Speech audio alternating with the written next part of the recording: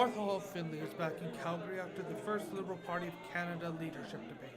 The former Member of Parliament attended an event with supporters hosted by Calgary-Buffalo MLA Kent Hare. Political pundits have dubbed Hall Findlay the closest thing to a Calgary candidate. She launched her campaign in the city back in November and touts her connections to the city as an asset in this race. I've lived here for a few years. I work here part-time. I'm an executive fellow at the School of Public Policy here. And I launched here because of those connections, but really to make the statement that I have every intention of leading a national party.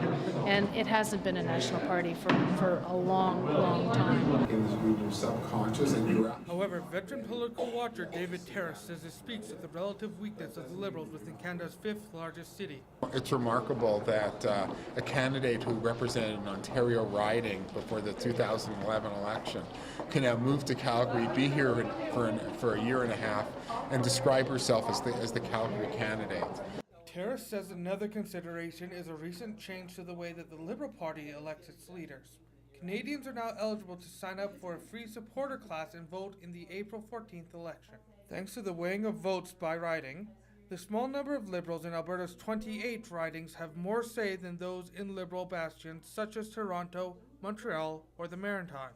Hall Findlay says engaging Albertans will be an important issue the Liberals must face if they are going to form government again. For God's sake, if we don't actually show up, and not just for a little fly-in visit, but if show up, work here, spend time here, and recognize that there are a whole lot of people here who actually push aside partisan labels for a bit, that want what we actually have to offer, then we're not going to make much progress.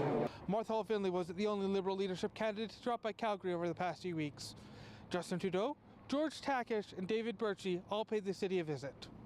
The deadline to register to vote in the April 16th Liberal leadership race is March 3rd. For the Calgary Journal, this is B.A.J. Visser. About a price on pollution.